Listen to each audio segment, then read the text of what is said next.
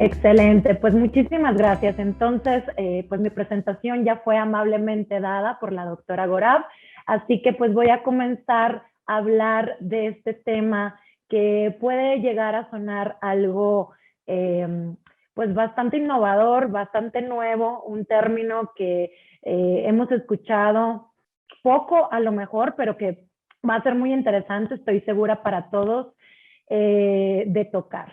Entonces, aquí de entrada quiero hablar precisamente de el sistema inmune. El sistema inmune, pues, es una parte esencial de nuestro sistema orgánico. Y bueno, como al igual que muchos otros sistemas fisiológicos, ¿sí? El sistema inmunitario va a cambiar a lo largo de la vida. Se va a fortalecer conforme se ganan años y luego, después de un periodo crítico, va a disminuir también con el envejecimiento. El sistema inmunitario inmaduro de los recién nacidos, pues va a dejarlos vulnerables a muchísimos riesgos y patógenos, y este riesgo va a ir disminuyendo conforme el niño va pasando la edad crítica de los 4 o 5 años. Ya en la infancia, los sistemas inmunitarios, tanto innato como adaptativo, van a comenzar a madurar y bueno, pues entonces el riesgo de enfermedades graves va a disminuir. Las infecciones que los niños van adquiriendo en múltiples ocasiones, sobre todo si están expuestos pues en guarderías, en casa cuna, etcétera, pues van a generar una información de memoria en su sistema inmunológico, y esto es adicional a pues el estímulo que nosotros generamos de forma artificial con la vacunación. También las vacunas contribuyen a darle una información al sistema inmunitario. Y pues esto tanto infecciones infantiles como las vacunas que reciben en el esquema primario van a conferir esta información necesaria para proteger a largo plazo, y que ya en la edad de adolescencia pues sea muchísimo más fuerte, robusta la respuesta inmunológica a cualquier agente agresor. A medida que avanza la edad, comienza a producirse una remodelación y un deterioro progresivo pues de todas estas respuestas inmunológicas, y este proceso lo vamos a conocer como inmunosenescencia. El envejecimiento pues es un proceso que es multifactorial, y pues aquí van a entrar tanto factores genéticos innatos como factores externos o ambientales, como la alimentación, el ejercicio físico, las comorbilidades, el estrés físico, el estrés psíquico, y también lo que ya mencionaba, que es la exposición previa a microorganismos, toxinas, pero también incluso a tratamientos farmacológicos como son los antibióticos. La combinación de todos estos factores que ocurre a lo largo de la vida es única para cada individuo y afecta la velocidad a la que este individuo va a envejecer biológicamente. Todos hemos visto personas que se ven mucho más jóvenes que su edad biológica, y también al contrario, personas que se ven mucho más grandes que su edad biológica. Por ello, el concepto de edad biológica realmente pues implica todas estas variables que van a tener un impacto en el envejecimiento del individuo. Si bien, bueno, pues los factores hereditarios y genéticos juegan un papel en la edad biológica y en la respuesta de nuestras defensas ante cualquier agresión, a medida que las personas van envejeciendo, van pasando de niños, adolescentes, luego adultos y luego adultos mayores, pues el factor genético tiene mucho más peso. Esto se ha estudiado en estudios de gemelos, en donde investigadores han logrado separar las influencias hereditarias de las influencias no hereditarias, gracias a que pues obviamente en los gemelos se cuenta con un pool genético pues prácticamente idéntico, y esto se ha llevado en gemelos de 8 a 82 años. En estas amplias edades se ha podido determinar que conforme pasa la edad, ¿sí? Las frecuencias de población celular, las respuestas de citocinas, de proteínas séricas, etcétera, pues van a variar, van a estar mucho más influidas por las influencias no hereditarias. Esto hace concluir que conforme pasa la edad, como ya lo decía, los factores externos tienen muchísimo más peso en la respuesta inmunológica. También es importante definir que las diferentes exposiciones ambientales a lo largo de la vida van a modular o moldear la respuesta inmunológica y la función futura de esta respuesta inmunológica. Es por eso que diversas exposiciones, como ya lo mencionaba, las infecciones infantiles de la guardería son unas, pero las vacunas también, estas distintas exposiciones del sistema inmunológico a un reto de respuesta, pues va a favorecer que haya pues un entrenamiento, ¿no? Un fitness, así como nosotros podemos entrenar un músculo. Entonces, esta historia inmunológica acumulada a partir de exposiciones ambientales induce una adaptación continua y esto es de por vida en el sistema inmunológico y va a determinar su respuesta en años futuros a distintos factores infecciosos. Aquí, en esta historia inmunológica acumulada, pues es muy importante este estímulo antigénico, pero como ya mencioné, la alimentación, el ejercicio, un estilo de vida saludable, el evitar las adicciones, todas estas diferentes factores de la salud global, claro que van a impactar en este resultado a largo plazo. El inmunofitness, ¿sí? O la inmunoresiliencia puede ser traducido como la aptitud inmunitaria. Esto se ha definido como un estado en el que el sistema inmunitario de una persona es resistente y tiene una capacidad de adaptarse a los desafíos mediante el establecimiento y mantenimiento de una respuesta inmunitaria adecuada, que no sea tan disminuida como para no generar una respuesta a un agente agresor, pero que no sea tan descontrolada como para no generar un estado inflamatorio persistente o incluso enfermedades alérgicas o autoinmunes. Un inmunofitness es lograr esta autorregulación en donde la respuesta inmune generada sea la más adecuada para cada uno de los estímulos antigénicos. La influencia de los factores ambientales en el desarrollo inmunológico es muy evidente incluso antes del nacimiento. Cuando una mujer está embarazada, la exposición a medicamentos, la alimentación que llevó, el medio ambiente, incluso psicológico que esa mujer ha estado experimentando, puede llevar a diferentes desenlaces en su bebé. Se ha visto que, por ejemplo, la exposición a antibióticos por parte de la madre en el periodo del embarazo puede incrementar el riesgo de dermatitis atópica y alergias alimentarias en el primer año de vida de ese bebé. Luego, pues también estudios recientes han demostrado que, bueno, la alimentación materna puede influir en la respuesta inmunológica adaptativa en los primeros años de vida, es decir, que la desnutrición o una alimentación baja en micronutrientes y macronutrientes puede llevar a una respuesta inmunológica reducida en el neonato de esa madre que cursó con desnutrición durante el embarazo.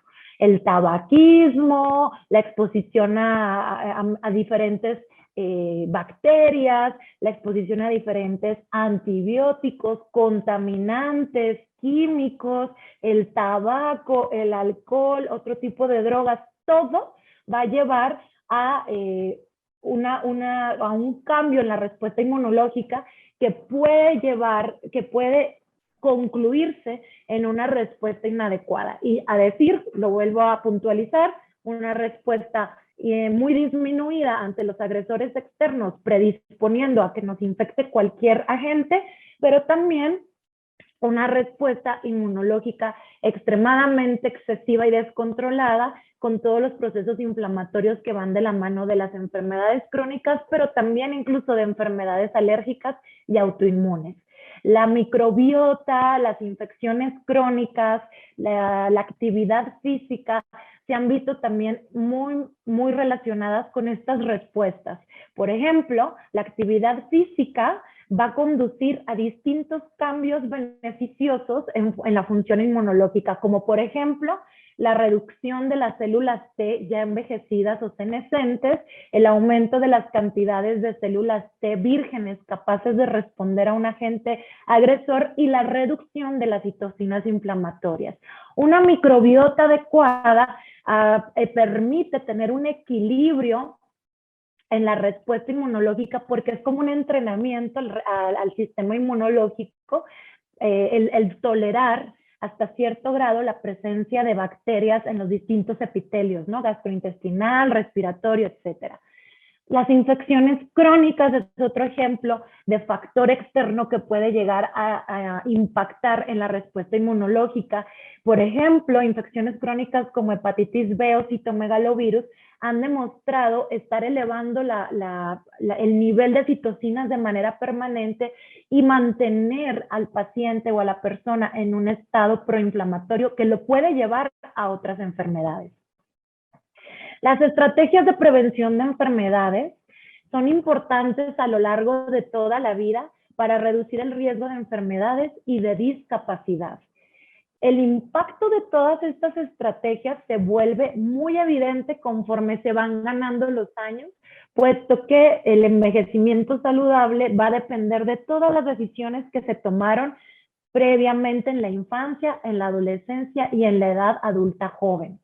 La Organización Mundial de la Salud fomenta la adopción de estilos de vida saludables, como puede ser una alimentación equilibrada, cargada en antioxidantes, frutas, verduras, un estilo de vida activo, obviamente el evitar el tabaquismo, evitar el alcoholismo, la detección rápida y oportuna de condiciones que requieran un manejo, una higiene adecuada, pero incluso ya se incluye la inmunización a lo largo de la vida para como una estrategia de prevención de enfermedades que pueden llegar a ser crónicas o pueden llegar a tener secuelas invalidantes, pero adicionalmente que pueden tener efectos más allá de únicamente físicos, sino también psicosociales.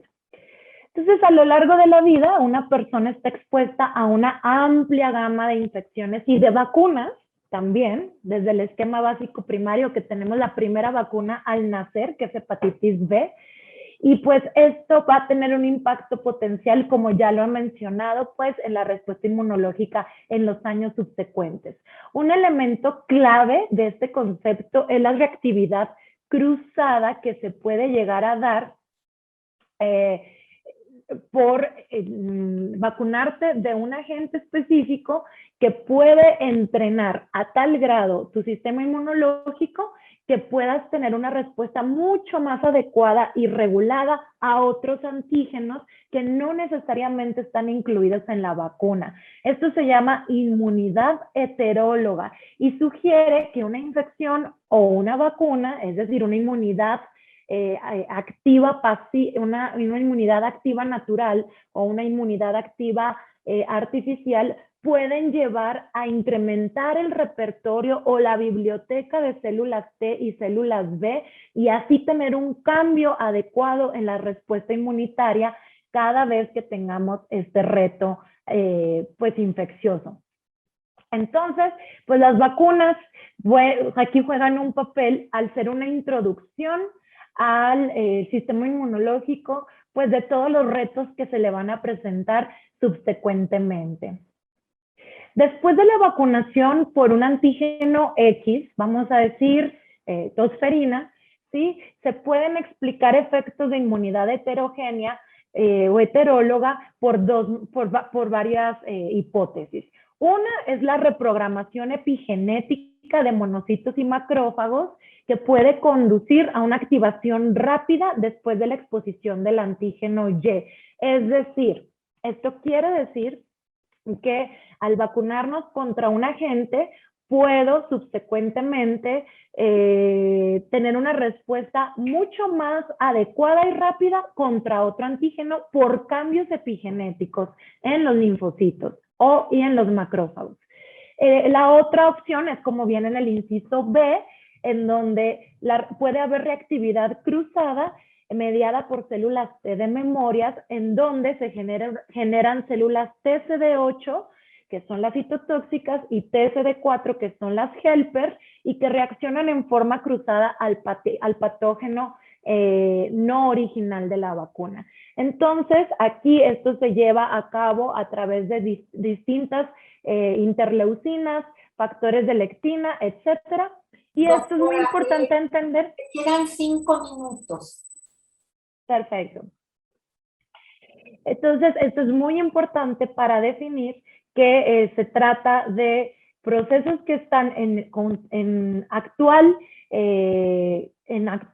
investigación para poder fundamentar que la vacunación va a tener un impacto más allá de proteger contra la enfermedad específica. Algunos estudios han demostrado que las vacunas tienen efectos no específicos sobre la capacidad del sistema inmunitario para responder a otros patógenos. Por ejemplo, se ha hablado de que una dosis temprana de BCG puede incrementar la producción de citocinas, interferón gamma y algunas citocinas proinflamatorias contra otros antígenos no relacionados a BCG. También se ha visto que BCG puede inducir una protección inespecífica y una reprogramación epigenética de la inmunidad innata. La vacunación se ha asociado también contra otros desenlaces no necesariamente relacionados con la infección, como puede ser una mayor capacidad cognitiva, que este fue en un estudio realizado en jóvenes de Filipinas que tuvieron demostrado una desviación media estándar más alta, el puntaje en pruebas de evaluación cognitiva en el grupo de los que tenían sus vacunas completas versus los que no. Inclusive se ha hablado de la correlación, que habría que demostrar causalidad, de la vacunación con BCG y la disminución en el riesgo de cáncer de pulmón, que como sabemos, pues las neoplasias también tienen que ser eliminadas y controladas de nuestro cuerpo por nuestro mismo sistema inmune. Entonces, si bien la razón principal de la vacunación es la prevención directa de la enfermedad a la cual nos estamos vacunando, la vacunación infantil y de adolescentes ha incrementado la calidad de vida de la humanidad y ha impactado en que los indicadores positivos de salud pues se hayan asociado con el acto de vacunar. Para algunas enfermedades, sí es necesario estar revacunando, estar poniendo refuerzos a lo largo de la vida, debido a que la inmunidad no tiene una duración vitalicia, es decir, tiene una duración limitada, y en estos casos, para prevenir la aparición de brotes o de transmisión de la enfermedad en la comunidad, debemos de vacunar cada cierto tiempo que es específico para cada tipo de vacuna. Entonces es muy importante promover este estímulo de vida saludable, no solamente desde la edad pediátrica, sino también, pues obviamente en la edad de adolescentes, en donde existen vacunas que deben de administrarse en esta edad, y tenemos que tener mucho cuidado porque este grupo, como ustedes lo saben, generalmente es los que más tenemos perdidos, tenemos en el limbo en cuanto al esquema de vacunación. Es raro que un adolescente tenga la claridad de qué tipo de vacunas debe de recibir, y peor aún, ni sus padres y a veces ni siquiera sus pediatras.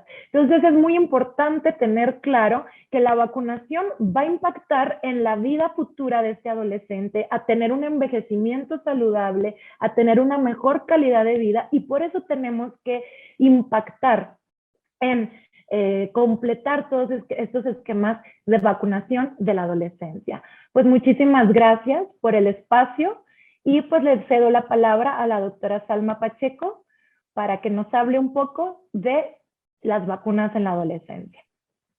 Muchas gracias. Adelante, doctora Salma Pacheco.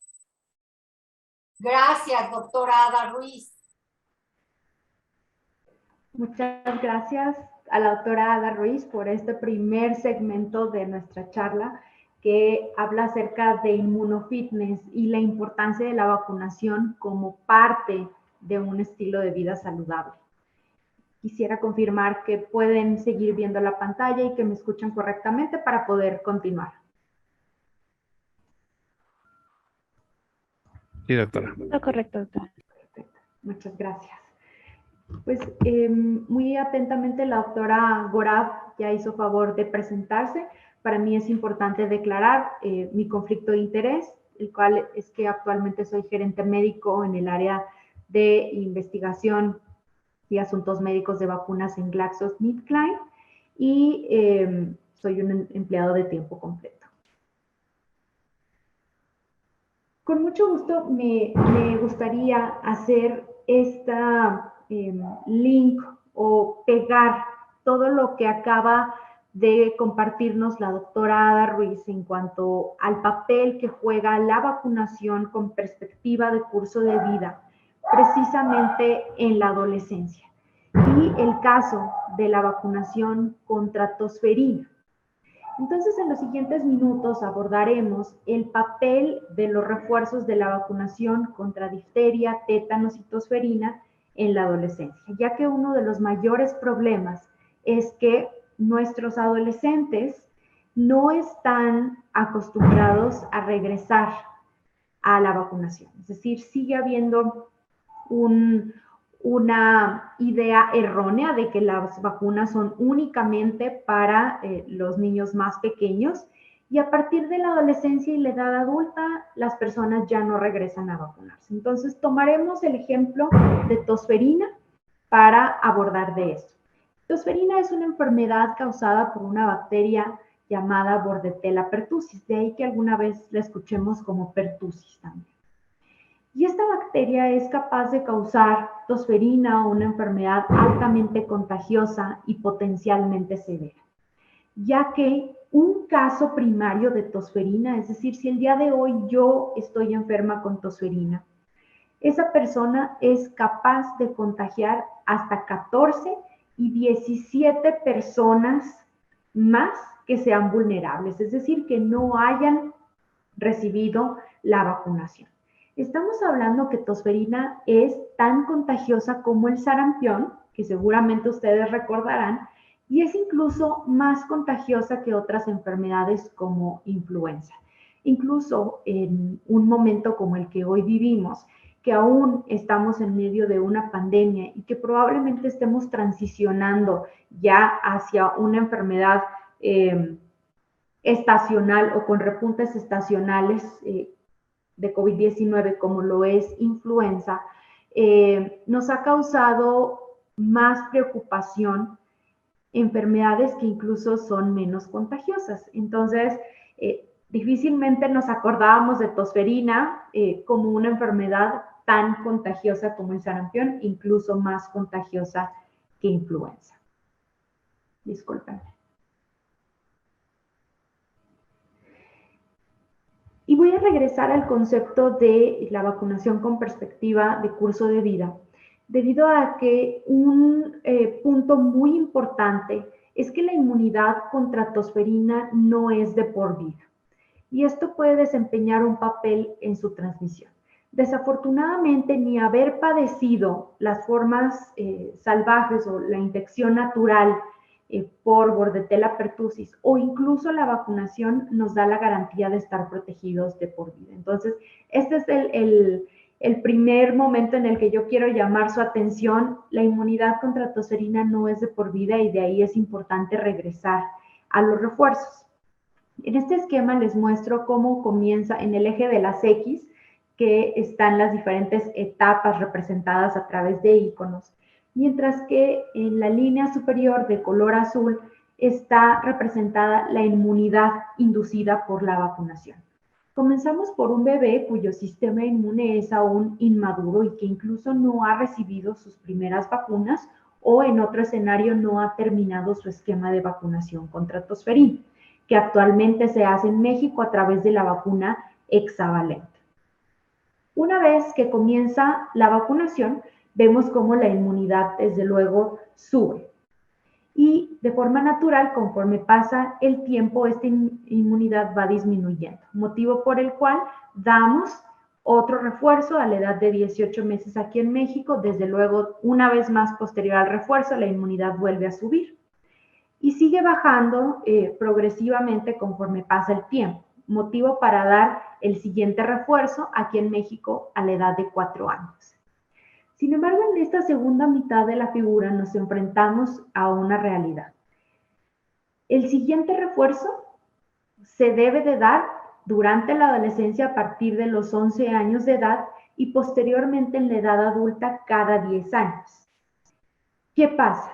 Existe una disminución progresiva de la inmunidad debido a que este grupo de edad no regresa a vacunarse. Como profesionales de la salud no estamos conscientes que este es el grupo que puede enfermarse por tosferina y que incluso son ellos quienes contagian a las poblaciones más vulnerables, como son estos bebés menores de 2 meses. Entonces, este riesgo de transmisión precisamente viene de adolescentes y adultos que no nada más contagian, sino que ellos padecen la enfermedad y que incluso pueden complicarse. Yo les hablaba del rol que juegan los adolescentes en este sentido y los adultos. Es preciso decir que tosferina no es únicamente una enfermedad pediátrica, sino que la mayor parte de los casos suceden en adolescentes y adultos. Estamos hablando que más del 80% de los casos de tosferina se presentan a partir de la adolescencia. Y entonces, una vez más, es necesario que no olvidemos los refuerzos de la vacunación en esta edad. Yo creo que todos en algún momento en la clínica hemos visto casos de tosferina precisamente en lactantes y es algo que desafortunadamente no queremos ver más. Pero yo los invito a reflexionar si en ese momento pensábamos o realmente nos dábamos a la tarea de buscar quién había contagiado, cuál era la fuente de contagio de este paciente que estaba grave, incluso en cuidados intensivos. Hay estudios que han demostrado que generalmente la mamá es quien contagia con Bordetella pertussis al bebé en el 32% de los casos. En otras ocasiones es el padre con 20%, pero fíjense cuál es el segundo lugar en frecuencia. Los hermanos de este bebé son quienes pueden contagiarlo en segundo lugar de frecuencia. Hasta 29% de los casos graves en lactantes se contagiaron por un hermano que no había recibido los refuerzos de vacunación. Y desde luego este hermano puede tener cualquier edad, incluido ser un adolescente. Y por último, también los abuelos pueden ser una causa de contagios u otro tipo de personas o cuidadores. De ahí que adicional a la vacunación materna se haya apostado por la estrategia capullo, que si recuerdan consiste en vacunar a todos los convivientes de ese bebé para reducir el riesgo. Si bien la vacunación materna es la estrategia más costo efectiva de protección contra tosferina para un bebé, la estrategia capullo no hay por qué tirarla por la borda, sino tratar de utilizar esta estrategia para reforzar la importancia de la vacunación y los refuerzos en el resto de la familia. Esta puede ser una primera oportunidad para hacerlo. Y hablemos un poco de cómo se comporta tosferina en adolescentes y posteriormente en adultos. En mis diapositivas van a ver que hablo de adultos porque creo que ante la participación que tenemos con ustedes es preciso enseñar a nuestros adolescentes cuáles van a ser los siguientes pasos, y si nosotros les inculcamos el valor de la vacunación en este momento, serán unos adultos que se lleven ese mensaje y serán unos adultos que se vacunen y puedan envejecer de una forma más saludable. Tosferina generalmente no se diagnostica tanto en adolescentes y adultos. ¿Cuál es la primera razón? Los médicos no piensan en tosferina en adolescencia y adultos. Tosferina sigue siendo una enfermedad percibida únicamente pediátrica, entonces quien no busca, no encuentra. Definitivamente el cuadro clínico es un tanto retador, debido a que no necesariamente es este cuadro clínico característico de tos convulsa que es capaz de causar el vómito, sino que generalmente es un cuadro clínico un tanto más leve y con síntomas atípicos. Y adicional, el reto que nos representan los adolescentes en esta transición, no quieren ir al médico, se sienten bien, incluso cuando se les plantea ir al médico, desde luego el ir con un pediatra a un consultorio lleno de colores y juguetes no hace mucho clic con ellos, y esto pareciera algo anecdótico o hasta cierto punto que nos causa un poco de risa cuando lo hablamos. Sin embargo, es una realidad, y esto puede hacer que el diagnóstico no se realice a tiempo o incluso no se llegue nunca al diagnóstico. A pesar de que generalmente causa un cuadro más leve, tosferina puede debutar en adolescentes con una tos grave, una tos moderada o incluso neumonía. Este es un estudio de Estados Unidos que evaluó a personas entre 10 y 17 años que padecieron un cuadro de tosferina. Y el 83% de estos adolescentes que tuvieron tosferina perdieron en promedio 5.5 días de escuela. Es decir, causa incapacidad, y el estar 5.5 días fuera de la escuela puede tener distintas repercusiones, desde luego a nivel escolar y su desempeño, pero también en la dinámica social. Un adolescente que necesita quedarse en casa por estar enfermo va a necesitar un cuidador, y que este cuidador probablemente tenga una necesidad de ausentarse al trabajo, etcétera, etcétera. Entonces, un cuadro de tosferina en adolescentes no es menor, e incluso el 38% de los adolescentes con tosferina en este estudio continuaban tosiendo al momento que los entrevistaron, que fue aproximadamente 100 días después del inicio.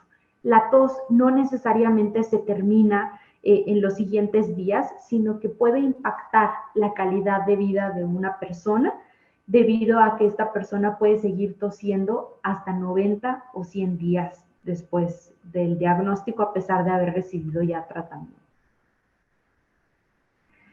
Desafortunadamente, tosferina también puede causar complicaciones en adolescentes y adultos. Este es otro estudio canadiense que utilizó personas de 12 años y más, en este segmento de adolescentes de 12 a 17 y adultos, en los que diagnosticaron cuáles eran las complicaciones más frecuentes. La complicación más frecuente fue sinusitis en un 13%, seguida de neumonía, incontinencia urinaria debido a los accesos de tos constantes, otitis media, pérdida de peso, fractura de costillas por estos accesos de tos e incluso síncope. Y este estudio concluye en que 16% de los adolescentes con un cuadro de tosferina puede tener complicaciones, y desde luego a mayor edad, es decir, siendo adulto, también aumenta el riesgo de complicaciones. No se diga si es un adulto mayor, por este fenómeno de la inmunosenescencia. La razón por la que sigue habiendo casos de tosferina en adolescentes y posteriormente en adultos es que tenemos varios desafíos. El primero de ellos es que pocos países incluyen la vacunación contra tosferina para adolescentes, y en un momento más vamos a ver el esquema de vacunación aquí en México, que hasta el momento, como parte del programa de vacunación universal, no contempla adolescentes y por tanto es necesario vacunar en el medio privado. Algunos países que sí la recomiendan, las coberturas siguen siendo insuficientes, las personas no acuden a vacunarse. ¿Por qué? Porque falta el conocimiento de que esa vacunación, esa primovacunación, en este caso del hexavalente, no necesariamente está protegiendo a mi adolescente. Entonces, no regresan. Hay personas que desafortunadamente no saben que existe una cartilla de vacunación para el adolescente. Y pues que a diferencia de los niños más pequeños, no necesariamente acuden a este control del adolescente sano. Esa es una realidad. Una de las soluciones para poder incrementar el apego o la cobertura es ofrecer la vacunación, cualquiera que sea, desde luego en este momento estamos hablando de tosferina, cada que el adolescente se presente a consulta, independientemente de cuál es su motivo de consulta, debido a que al ser una vacuna que pertenece a la familia de las inactivas o inactivadas, puede aplicarse incluso coadministrarse con otras, como lo es el caso de virus de papiloma humano. Probablemente sí tenemos a este paciente que llega al consultorio a pedir la vacuna contra VPH, esta puede ser una oportunidad. La otra que ocurre muy frecuente, pero que a veces desconocemos, es cuando nos llega este paciente luego de haber tenido una herida. Aquí en México la gente tiene perfectamente claro que cuando tiene una herida debe acudir a recibir la vacuna contra tétanos. Esta es otra oportunidad, debido a que podemos recomendar la vacunación contra tétanos, difteria y tosferina combinada para profilaxis de tétanos como reemplazo de TD o toxoide tetánico y difterico. Este es un pronunciamiento de los CDC donde dicen no hay oportunidades que perder, incluso si tienes un paciente con una herida, puedes ofrecer vacuna TDAP como profilaxis.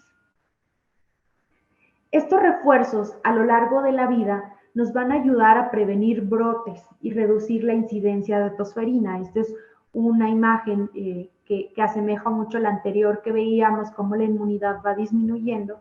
Sin embargo, aquí en la línea anaranjada se muestra perfectamente el efecto de esos refuerzos que se necesitan tener. Y definitivamente la efectividad puede ser variable dependiendo del grupo de edad, las estrategias que se utilicen, incluso la marca de vacuna. Lo que es común a todas ellas es que estos refuerzos durante la adolescencia, a partir de los 11 años de edad y durante la edad adulta, pueden hacer la diferencia. Hablemos un poquito del caso de México y cómo podemos ayudar en esta solución todos juntos. A continuación les muestro cómo se ve parte del esquema nacional de vacunación en México que está a cargo del programa de vacunación universal. Luego de esta pandemia por COVID-19, nos hemos dado cuenta que las coberturas de vacunación bajaron muchísimo. Desafortunadamente hay un poco apego al esquema de vacunación. Nuestro primer reto durante la infancia y la adolescencia es evitar las oportunidades perdidas. Hoy, cada vez que tengamos un paciente al frente, debemos de recordar completar el esquema de vacunación. La primovacunación contra tosferina, como les mencionaba, se hace a través de la vacuna hexavalente el día de hoy y posteriormente un refuerzo a la edad de 4 años, que puede ser con vacuna triple bacteriana o incluso se puede utilizar también vacuna TDAP. Después nos vamos a la oportunidad que tenemos en el adolescente. Les comentaba que aquí en México la vacunación contra tosferina a través de la vacuna TDPA o DTAP no forma parte del programa de vacunación universal, sino que está únicamente dirigido hacia las mujeres embarazadas. Lo que sí incluye es la vacunación TD o tétanos y difteria. Y como les decía hace un momento, los CDC dicen que puede hacerse un reemplazo. Desde luego, si nosotros hacemos un reemplazo y brindamos TDAP, podemos brindarle la oportunidad de protegerse o de recibir los antígenos de tosferina. Esta es la primera oportunidad que tenemos nosotros y desde luego conectar con la necesidad que va a tener este adolescente cuando sea adulto y entonces recibir cada 10 años estos refuerzos de vacuna o de vacunación contra difteria, tétanos y tosferina, ya que una vez más esto es consistente. Esta opción en este momento no está disponible en el programa de vacunación universal y puede llegar a ser una oportunidad para el sector privado. Definitivamente tenemos múltiples oportunidades de vacunación contra tosferina a lo largo del curso de vida, específicamente desde la inmunización materna a través del embarazo, a partir de la semana 20 de gestación, con el objetivo de proteger a cada uno de nuestros bebés. Desde luego la vacunación en lactantes, el refuerzo en escolares a partir de los 4 años, en adolescentes, que es justo lo que hoy quiero dejarles a ustedes, no olvidar este refuerzo de los adolescentes cuando cumplen 11 años de edad, y a partir de entonces enseñarles que tendrán la necesidad de regresar por un refuerzo cada 10 años mientras sean adultos. No existe un límite de edad para aplicar, para vacunarse contra tosferina, sino que lo hacemos con perspectiva de curso de vida.